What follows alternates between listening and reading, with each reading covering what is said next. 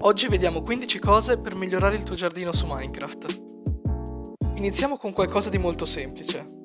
Questa build hack rappresenta una carriola e l'ho riproposta anche nell'ultima città che vi ho fatto vedere.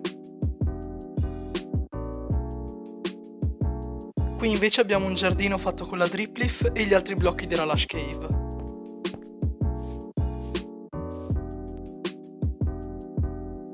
Questa invece è una piccola fontana o un rubinetto da esterno. Ho utilizzato il dispenser per rappresentare dei volti scolpiti nella roccia. Questo elemento l'ho riproposto anche in un progetto che arriverà in futuro.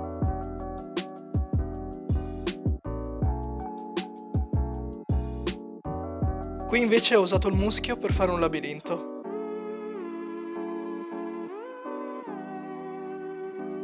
E anche questo elemento l'ho già proposto nella città di cui parlavo prima.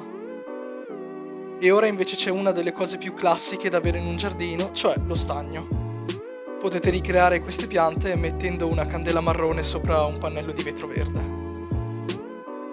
Che abbiate costruito un giardino o un terrazzo, una panchina fa sempre al caso vostro.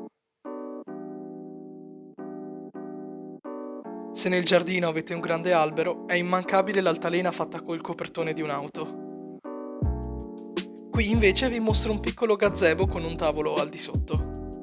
Non l'ho detto a inizio video perché mi sembrava ovvio, ma è normale che le strutture che vi mostro non dovete per forza copiarle di pari passo, ma servono solo come fonte di ispirazione. Per le aiuole con i fiori vi consiglio di farle in questo modo, cioè farle elevate rispetto al terreno e unire una scala e un mezzo blocco. Questo elemento invece si addice bene alle strutture di stampo orientale. Si riesce a ricreare questo effetto con una base di mezzi blocchi interrotti ogni tanto da delle scale. Poi abbiamo l'immancabile gabinetto su cui non mi fermerò più di tanto. Qui invece abbiamo un piccolo pozzo circondato dalle aiuole che vi ho mostrato prima.